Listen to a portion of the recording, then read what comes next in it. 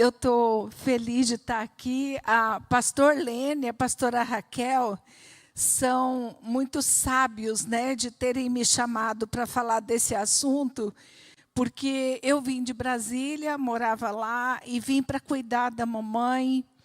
Mamãe faleceu dia 12 de dezembro, retrasado. E agora ficou o papai viúvo, né? Já está com 94 anos. E eu estou cuidando do papai agora. Quem cuida de idosos aqui? Alguém não? Só eu que sou cuidadora?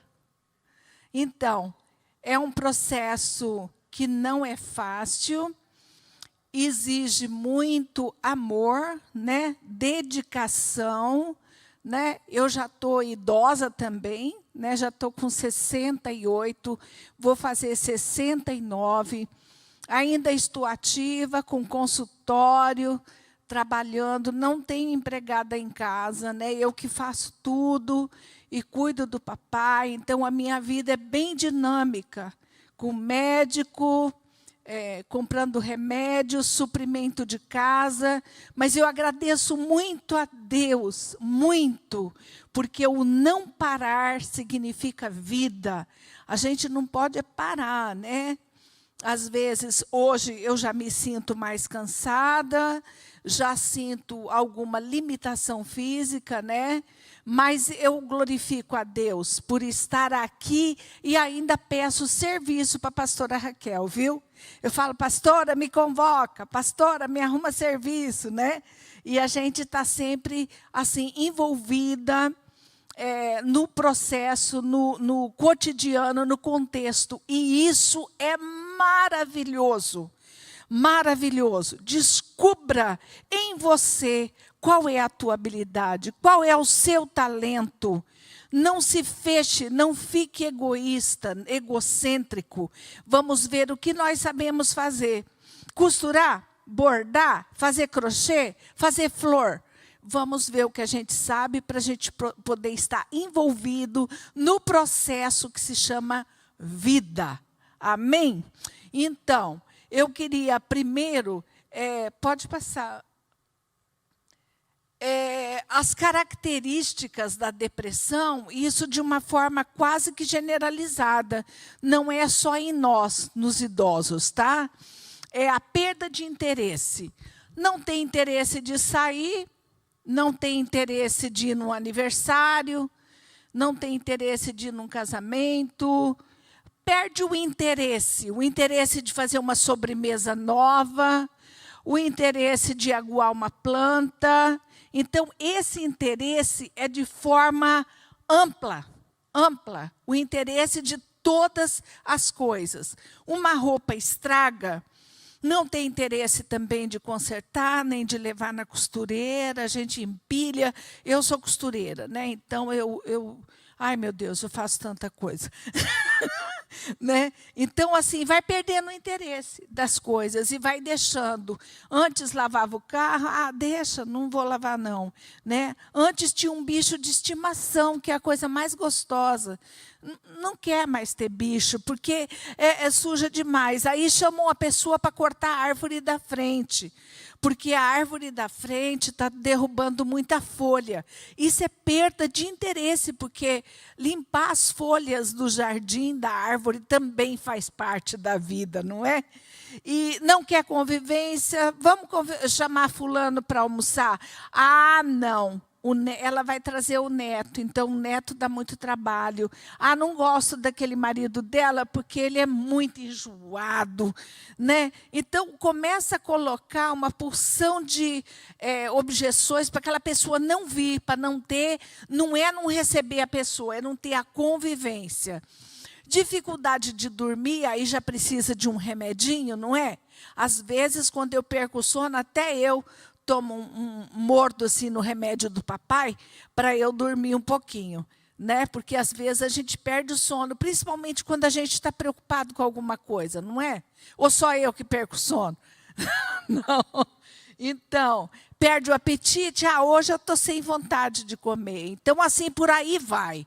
Depois, a ansiedade, né? eu estou convivendo com isso, pega o meu chapéu para mim. Tem que ser naquela hora, naquele minuto. Se você não pega o chapéu do papai para ele tomar o sol dele, ele fica falando até o chapéu chegar na mão dele, né? Então, são as características assim que a gente observa para levar a pessoa à depressão. Os sintomas somáticos, somatização, é tudo que a pessoa sente, pensa, aqui dentro, né, ela joga para o soma, para o corpo. Então, ela começa a ficar cambaleante, aí fala que hoje está com azia, tem que tomar bicarbonato.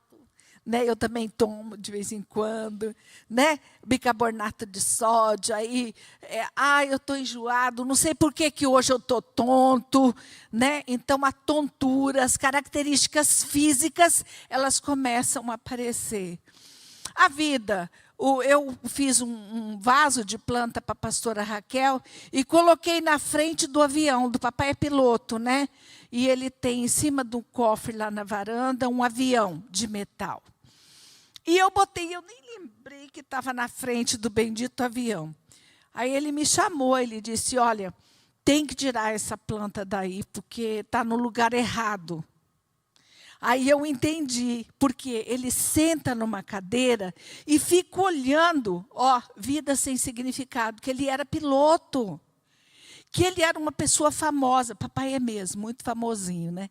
Uma pessoa famosa, uma pessoa inteligente, uma pessoa capaz, que venceu, né? Então ele fica olhando para o aviãozinho, tadinho. O dia que eu vou convidar para vocês ir lá, vocês vão ver, tem um avião lá. Você já viu, pastora Raquel, o avião em cima do cofre? Então, aí não tem raciocínio lógico. O que é isso? Papai me chamou para ir na loja da Toyota para ele comprar uma caminhonete. Cheguei lá, ele estava de chapéu, todo vestido, né? Ele queria comprar um carro para ele. Já 2 vezes ele faz isso. Então, o raciocínio lógico, aqui dentro da pessoa, a pessoa vai comprar o carro mesmo. E ele vai sair dirigindo, né? Isso tudo eu estou falando da minha vida para aplicar na vida de vocês. Eu não tenho timidez de falar disso. Eu falo para vocês entenderem na prática por onde que vai essa situação. Pegou o andador, pegou o controle essa semana, 2 vezes já. E pegou o andador e saiu, lá assim na calçada. E foi comprar um revólver. Porque eu entreguei o revólver para a polícia, né? E estou escondendo as facas, as coisas, porque eu sei que é um perigo. Ele está comprando um revólver do vizinho agora. A sorte que o vizinho é um policial e ele está acompanhando, sabe? Não, seu Bandeira, aqui eu não tenho revólver para vender, né? Então, essa não tem raciocínio lógico, ele tem a lógica dele. O idoso, mas a lógica do grupo, da periculosidade, não tem noção das coisas. Vai na geladeira, pega o copo de vidro com água gelada no andador e vai lá com o andador, né? E o copo de vidro. Eu disse, papai, pelo amor de Deus, se você cair com um copo de vidro, você se corta todo. Então, esse raciocínio lógico, para ele dá conta. Para o idoso, ele dá conta. É igual a gente, tá?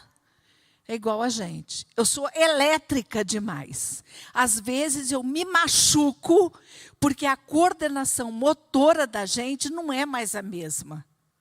E olha que eu sou pessoa, quem me conhece sabe, eu sou rápida para fazer as coisas. Mas a gente tem esse ano começou a cair minha ficha que eu não sou mais tão nova. Não sou. Eu tenho que tomar cuidado com mangueira enrolada, eu tenho que tomar cuidado com degrau, eu tenho que ver o sapato que eu estou usando. São coisas que eu estou compartilhando com vocês que a gente tem que tomar cuidado. A gente não pode dirigir mais igual um avião, porque eu dirijo rápido. Eu sou bem rápida no trânsito. Eu tenho que tomar consciência disso, que eu não posso mais andar tão rápido do jeito que eu ando. Mas a gente pega 1000 coisas para fazer. não é? Então, a gente tem que tomar cuidado com esses detalhes.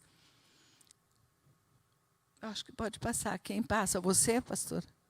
Lá.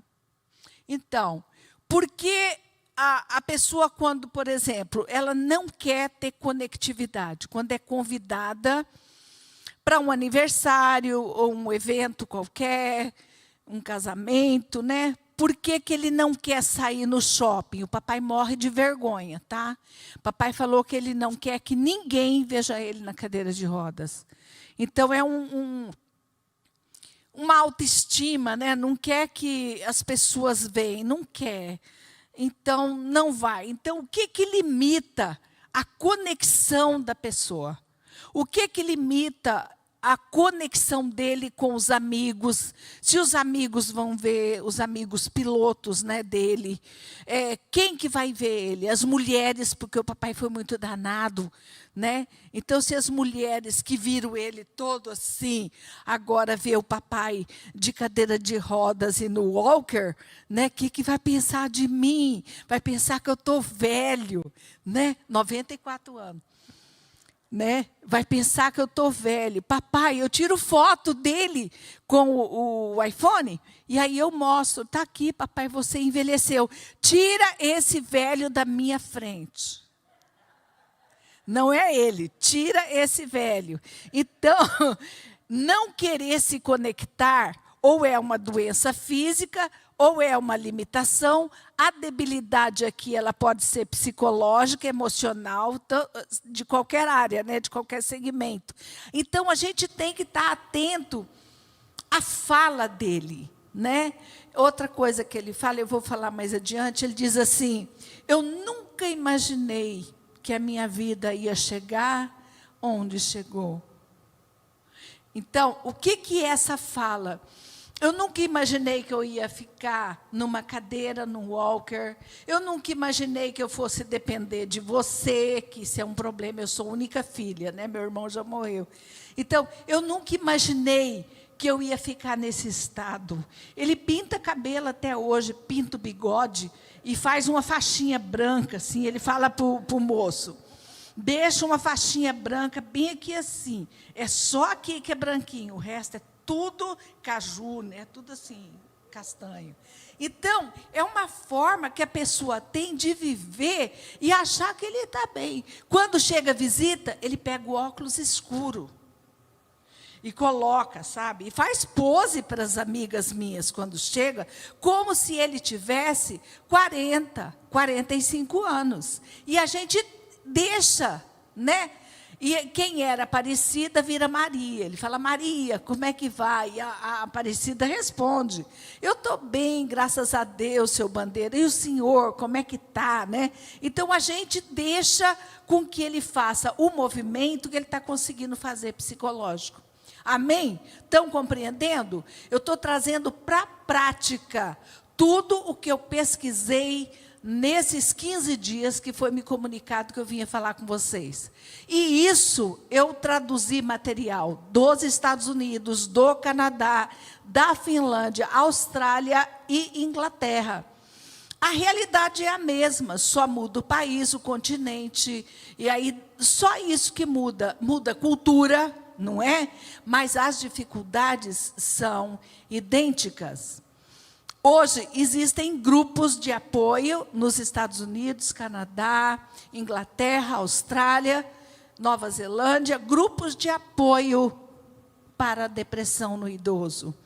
Eu propus para a pastora Raquel da gente começar um grupo aqui, para a gente estar junto, porque a solidão leva à depressão. Então, se a gente fizer um grupo bacana, eu me proponho a vir, amém? Para ajudar vocês, para a gente estar se ouvindo, a gente estar compartilhando, a gente poder comemorar o aniversário. Eu gostaria muito de fazer isso, eu gostaria demais de fazer, porque depois que eu estudei tudo isso, nesses 15 dias, eu não é apavorada, mas eu fiquei assim: opa, a coisa está aí. E está gritante, né?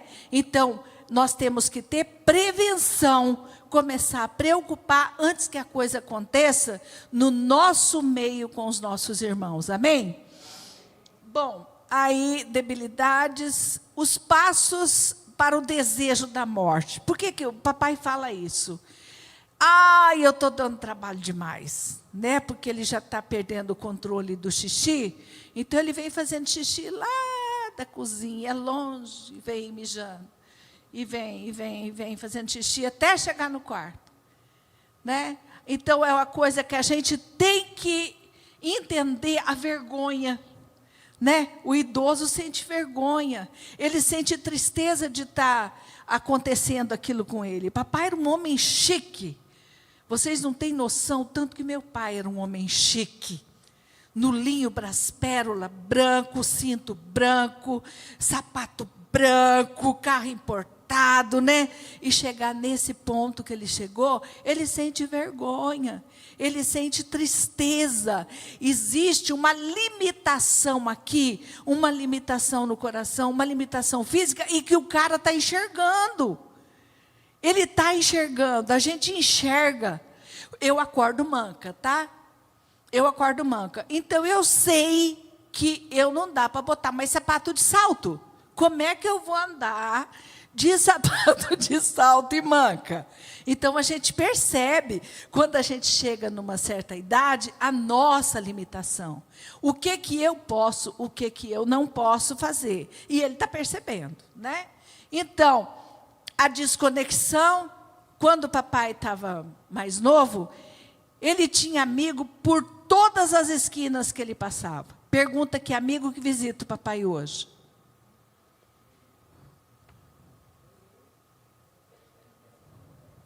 Essa desconexão é uma coisa séria. É isso que eu quero propor para o pastor Lênin e a pastora Raquel. Nos conectar. Ter esse amor. Fazer uma célula nossa. Para um estar edificando o outro. Porque a gente precisa fazer isso. A gente precisa desse amor, desse carinho, dessa conexão, desse pertencimento entre nós, né? A desvalia. Chegou um sobrinho de uma ex-amante do papai lá. Ele falou, hoje eu não consigo fazer mais nada. Desvalia. Tomar banho, fazer higiene, ainda está comendo sozinho, né? Mas essa desvalia, ele olhar para o avião. Quando chegou numa outra ocasião, chegou um rapaz lá, ele disse que ele voou até o ano passado. Eu falei, Jesus. O ano passado, ele estava voando, ele estava pilotando ainda. E a pessoa disse, olhou para mim e falou, é mesmo? Eu fiz bem devagarzinho. Não está. Mas a pessoa precisa dizer aquilo para ele se sentir macho. Para ele se sentir forte. E aí a gente deixa ele falar, né? Então, essa desvalia. O significado da morte, ele é super católico. Então, ele aceitou Jesus, mas reza para Nossa Senhora Aparecida, né? Ele reza tudo aquelas rezas, Grandioso Pai, Ave Maria, né? E eu já falei para ele, eu não vou rezar nada disso com você. Se você quiser orar, eu oro com você. Aí ele pegou, mandou eu encostar o carro, pegou todos os santos e a gente levou no cemitério, na capela. Mas ele ficou com todos os santinhos de papel, grudado na televisão. Então, não consegue se tirar. Então, o significado da morte do papai não é o que a gente tem, que a gente hoje perdemos a vida e estamos em Cristo, né? Já expliquei para dar segurança para ele. Ele não consegue sair da visão dele para a visão que a gente tem. Então, o significado da morte, para nós, é uma passagem, né? Para o católico, eles têm essas dificuldades. E a gente eu tenho que entender. A própria debilidade, ele vê a limitação dele, do velho. A dependência, né, que a pessoa fica visível, a dependência que o idoso tem, né?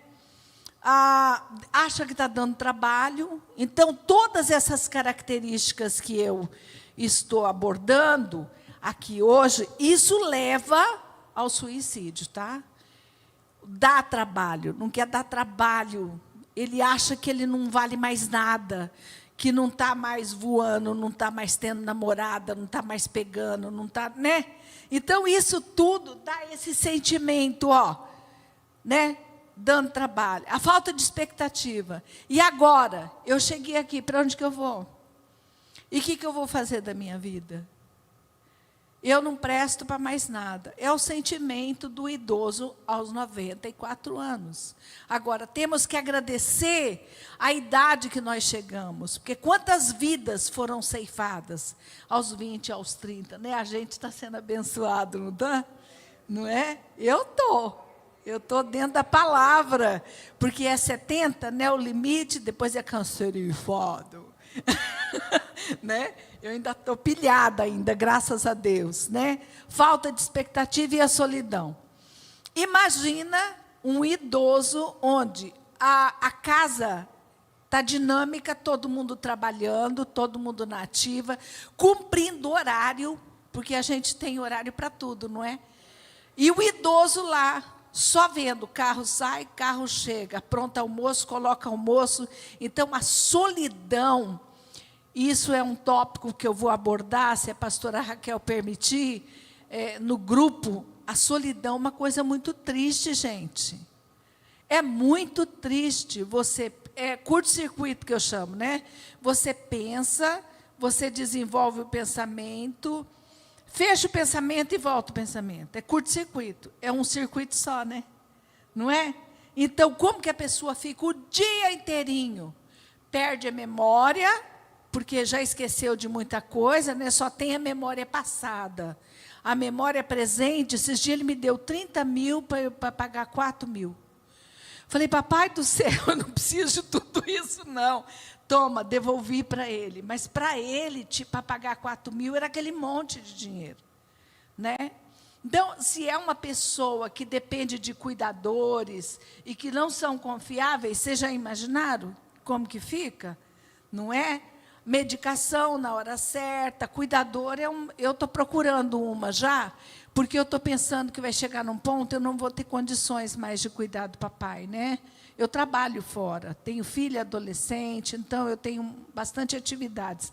Então, é o alerta para nós, o desconhecimento, a falta de lógica do idoso. Perde mesmo o conhecimento de dinheiro, no que vai gastar, quanto é, para que é, esquece. Né? Deu o dinheiro de pagar a luz, aí dá o dinheiro de pagar a luz outra vez. Então, é uma coisa que a gente tem que tomar cuidado. Então, a solidão, segundo uma estatística, a solidão é o terceiro elemento no mundo que leva à morte. Para vocês verem a gravidade. Né? Câncer, problemas cardíacos e terceiro, a solidão. Então, a solidão é uma coisa séria. Né? A gente pode desviar dessa solidão de várias formas, eu proponho trabalhar isso também.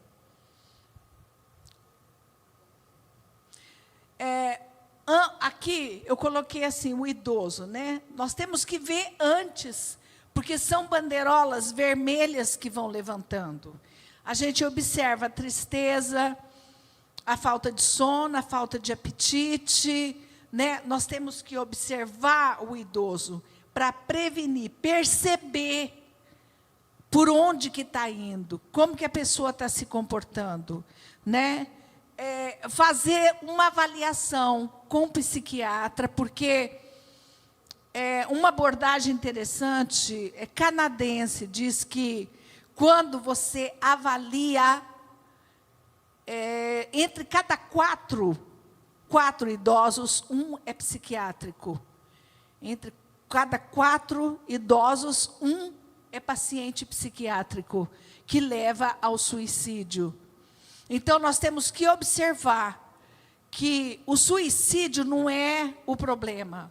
O problema é a imensa dor que a pessoa quis resolver. A solidão está dando trabalho, e sentir inútil, falta de expectativa, aí a pessoa resolve tirar a própria vida. Porque o assunto de hoje, a conexão é a depressão e o suicídio do idoso, não é? Então, eu fiz a abordagem de uma forma abrangente, trazendo os tópicos, como que o idoso se sente e aonde que ele pode chegar. Se houver essa observação, prevenção, percepção e fazer uma avaliação, a gente pode alterar com um profissional para fazer uma mudança no comportamento. Uma coisa que não é só o Covid, gente. O Covid colaborou bastante para não visitar, né? Ninguém está se visitando mais, né? Mas as pessoas perderam isso. Antes a gente não visitava. Eu era treinada para fazer visita. Não podia pedir café, não podia pedir café na casa da pessoa, tinha que ficar sentado do lado da minha mãe, né? Tinha todo um treinamento para ir fazer visita para os compadres, né? E ai da gente se a gente fizesse alguma coisa que não fosse dentro do que a mamãe falava. Então, a gente tem que ver que não foi só o Covid. As pessoas perderam o hábito, que era uma coisa muito gostosa, visitar e sermos visitados, né? Isso acabou. Ou vocês estão recebendo visita? Eu não estou mais, né? Bom, aí eu gostaria também de falar sobre, temos que observar se os aspectos são físicos, que é o psiquiátrico, né? Se é psicológico, se é emocional, e estarmos atentos para isso. Por quê? O que eu falei, entre cada 4, 1, até o palestrante do Canadá, ele fala, olha do teu lado, né? Cada 4 tem um problema, então a gente nunca sabe. Bom, eu queria falar, eu tenho tempo? Bom, eu queria falar desses fatores físicos, culturais, biológicos, sociais, ambientais. O físico é a acomodação física mesmo. O idoso merece conforto, né? Eu peço para o papai não deixar de ligar o ar. Né? Liga, papai, mas gasta muito, tadinho. Eu falo, papai, liga, porque está muito quente, né? Então, problemas físicos, fatores físicos de conforto, lençóis trocados, água fresquinha, ele tem um ritual, a pastora Raquel viu lá, tem que ter o iogurte que eu faço, a salada de fruta todos os dias, os remédios, é uma rotina mesmo, o copo de leite, o copo de gelo, o copo de água, é toda assim, uma rotina que aí ele senta e vai fazendo, né? Os problemas culturais, infelizmente, o Brasil não valoriza o idoso. Valoriza? É difícil isso, né? Eu viajo para o exterior, eu vejo a situação. Uma vez eu brinquei com uma filha que mora na Austrália, eu falei, Fábio, no final da minha vida me traz para cá. Porque o valor, o respeito do idoso no exterior é uma coisa linda. Morei muitos anos nos Estados Unidos, né? Então, as pessoas têm um respeito pelo idoso. Aqui nós não temos, né? Eu acho que a gente pode, né, pastora, começar um movimento na primeira igreja de respeito ao idoso, e eu vou estar junto para fazer esse trabalho, porque é um trabalho incrível, né? Os fatores biológicos, sociais, ambientais, que já está englobado aí. E eu queria fazer uma abordagem, quando o idoso diz, eu não queria mais viver, eu cuidei da mamãe, até a mamãe partir, né? Realmente, a desistência da vida é pela falta de perspectiva mesmo. Não é? Não tem mais expectativa. Na Suíça, nos países nórdicos, é autorizada a morte assistida. Então, ele pode, o idoso, desistir de viver. Aí é feito todo um procedimento, e existe a morte assistida. Vocês sabiam disso? Eu não sabia, não. Né? Então, ele toma medicação e aí ele é declarado, em tal hora, lá ele é declarado morto. Né? Então, o suicídio, ele é real, ele existe, ele está numa proporção homicídio e suicídio na mesma escala, só que o homicídio ele é divulgado, o suicídio não. Então, parece que não temos muito suicídio, a proporção é a mesma. Só que as pessoas não comentam, né? Comentam os homicídios só. Bom, fiz também um trabalho de ouvir o que os familiares sentem com a depressão e o suicídio da pessoa, né, que partiu.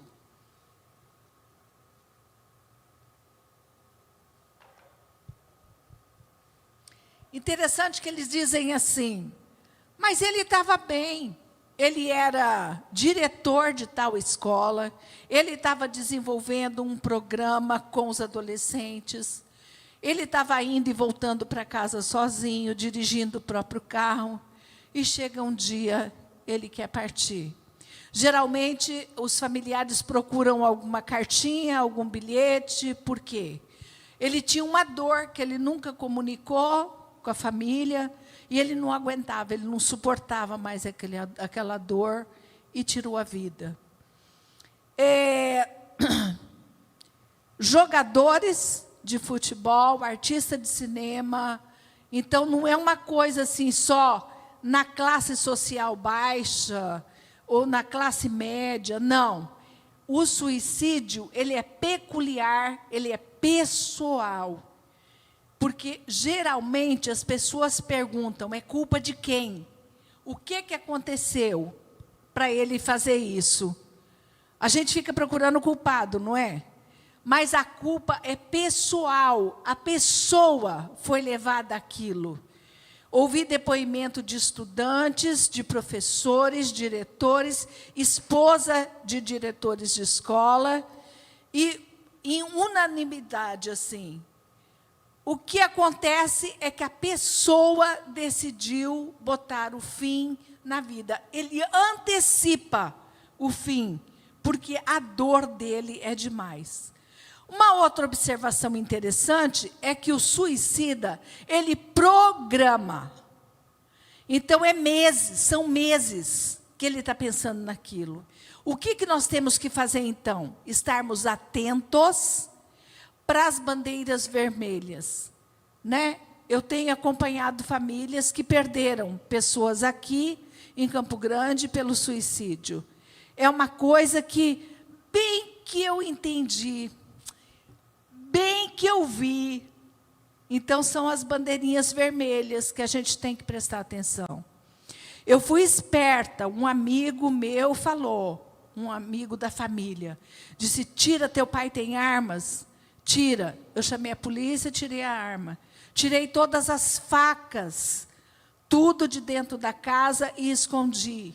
Né? Porque a gente não sabe, um homem inteligente, né? Uma pessoa inteligente, ela vai vendo a vida e findando, não tendo perspectiva, ele acaba tirando a própria vida. Escondi a atitude que eu tomei, tirei todos os controles remotos, né, de controle de portão eletrônico, chaves escondi, porque a pessoa vai perdendo a lógica. Né? Bom, eu vou abrir para pergunta. Tem pergunta? Porque tem bastante coisa que eu li.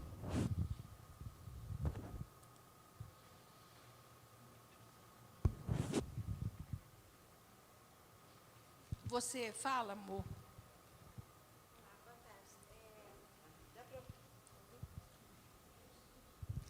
Olá, eu queria saber como respeitar esse equilíbrio, né? Como ter equilíbrio. O meu pai ele tem 84 anos. O ano passado, quando eu decidi vir para Campo Grande, eles decidiram ir para Coxim, a 250 quilômetros daqui. E a minha preocupação era como que ele ia sair de Curitiba e dirigindo, né? E foi assim, bem complicado. Então, e ele tem esse vigor, ele tem essa energia de fazer as coisas, mas ele já está com limitações. E a pergunta é: como permitir que ele faça as coisas e respeitar as limitações dele, respeitar a vontade, mas tendo cuidado para que ele não se machuque, não faça alguma coisa ou não consiga fazer alguma coisa. Isso. Deixa eu só entender o contexto. Você se mudou de Curitiba para cá? Sim. E quem foi para Coxim? Meus pais. Uai, então eles não ficaram com você? Não. A idade dele, 84? 84 e a minha mãe 72. Amor, você viu eu falando aqui que eu já não coloco sapato de salto? Que para dirigir eu vou dirigir mais devagar? Você já imaginou? Teu pai e tua mãe estão com 20 anos na minha frente. Então tem que tomar cuidado, sim. Agora, o que é difícil? Porque para mim foi. Até, deixa eu ver, nós estamos em 2022. Há 2 anos atrás, meu pai me peitava. É difícil ou não é? Sim. Por causa da inteligência, o cognitivo deles. Eles acreditam que eles podem. O que você poderia fazer, que eu fiz, e estou fazendo no consultório também, é conversar. É uma coisa que eu faço que é muito bacana. Eu falo das décadas com os clientes. Eu estou na 7ª década. 10 anos, 20, adolescente, né? Segundo Peter Bloss, 25 anos, sai da adolescência. Depois, 30 anos, 3ª década. 40, 4ª década. 5ª, papai. 6ª, papai.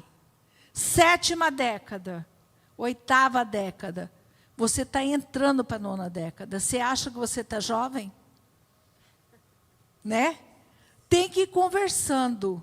Porque a cabeça vai. O papai queria ir comprar caminhonete lá na Toyota. Mas é a cabeça que vai. Né? O corpo não dá conta mais. O que você acha? Conversar. Vai ter que conversar. Mas é difícil, eu concordo com você. Por causa do nível de inteligência, né? Sim, energia. Ele tem energia ainda. Ele tem muita energia, muito. Assim, tem um lado positivo que ele tem sonhos, né, para realizar. Ele se sente motivado, mas a gente sabe que ele já tem muitas limitações. E como que vai fazer? Eles vão vir? Não, eu preciso ficar aqui porque eu tenho um filho, né, e que está estudando. Mas você é a única filha? Aqui, sim. Você não tem irmãos? Eles moram distante. Ah, vai sobrar para você mesmo. Sou eu que vou ter que cuidar. Né? Agora, a gente tem que ir até onde dá conta, né? Eu estou cuidando ainda enquanto tem o controle, né? Mas está perdendo já o controle das esfíncteres. A gente tem que ver até onde a gente dá conta e não ter culpa, né? Não sentir culpada. Mais pergunta? Você entendeu? Respondeu? Entendi. Embora, assim, na prática, isso é bem complicado. Eu sei. Mas muito obrigada. Pega meu telefone, que a pastora Raquel me liga, se você precisar. Tá bom? Que eu trabalhei 9 anos com geriatria. Tá bom? Mais alguém? Isso que eu expliquei, o que eu falei, ficou claro? Você viu o perigo que é a solidão?